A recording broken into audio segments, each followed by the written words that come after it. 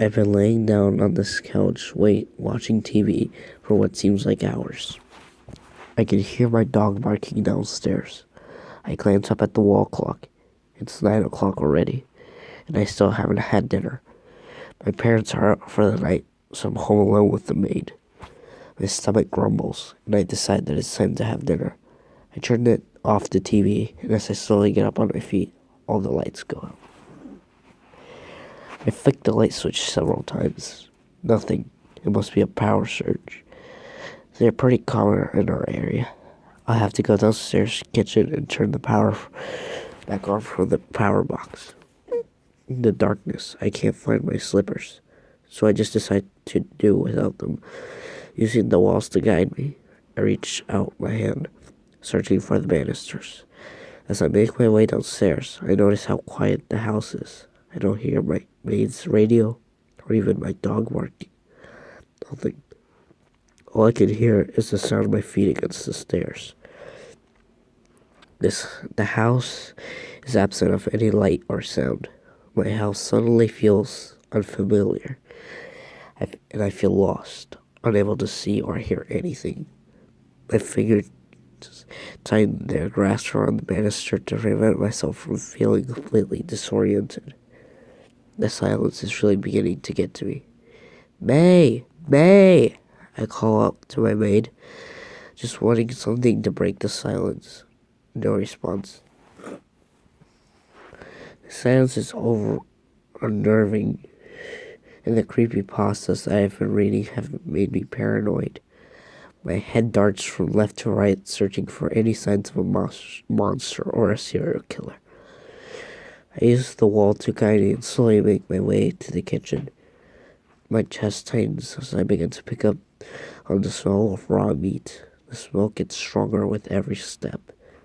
Fear swells in my chest with every breath that I take, and my heart begins to pound harder and harder. It's natural for a kitchen to smell like meat. I try to reason out to myself, letting out a nervous chuckle. I grope around until I found the smooth metal surface of the power box in the kitchen wall. I open the hatch and place my fingers on the master switch. I hesitate. I can feel my heart hammering in my chest. Do I really want to turn the lights back on? Horrific possibilities of what I did could race in my mind. I take a deep breath and flick the switch. The lights blaze on, and I'm blinded for half a second. My eyes quickly adjust to brightness, and I stop in horror at the sight that beholds me. My heart feels like a leaden weight in my chest. My dog's corpse lay in a corner of the kitchen. His body is a mangled mess. It looks as though it had been savaged by a pack of wolves. He lays in a pool of his own blood, eyes wide open and mouth agape. His innards are emptied out into a puddle of blood, littering with his shiny black fur. The smell is sickening. A set of bloody footprints, if you could even call them that, led straight from his body to the maid's room. The footprints were violently human, but they're large, far too large to belong to one. Their shapes were contorted, twisted, almost beyond recognition.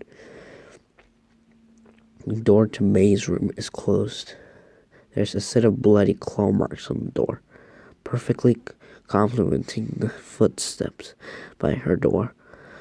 The scene is all too much, and the little food I left in me quickly finds its way out of me. My vomit and the blood quickly pull together on the shiny white surface of the kitchen floor. I run out of the kitchen to the living room and up the stairs. The house is as quiet as when I came down, but I can hear the pounding of my heart to accompany the sound of my footsteps. Tears of fear swell my eyes, clouding my vision. I run into my room, close the door, and dive under my blanket. My breathing is fast and heavy. Beads of sweat stream down my face. I stare at the door. My mind is so overcome with fear that all I can do is stay put and wait my fate. I'm expecting the door to be brought down any moment. Seconds pass, nothing. Minutes pass, nothing. After a while, it begins to seem odd that nothing has happened, but I decide that it would be best to just stay put. It's not long before I start to feel sleepy. My eyelids start to drop. With every passing minute, I get sleepier and sleepier. I try to fight back, knowing that staying awake is a matter of life or death, but my efforts are in vain. I doze off. I am jerked away by the sound of my parents' car pulling into the garage. It's still dark, so it must be still very early in the morning. My heart suddenly lightens as I leap out of bed. It was all just a bad dream. I run downstairs, hug my parents, and they would have a good laugh at the ridiculously frightful nightmare I just had. I flick on the light and my heart freezes. From the door, there's a set of bloody footprints that circle my bed and disappear under it.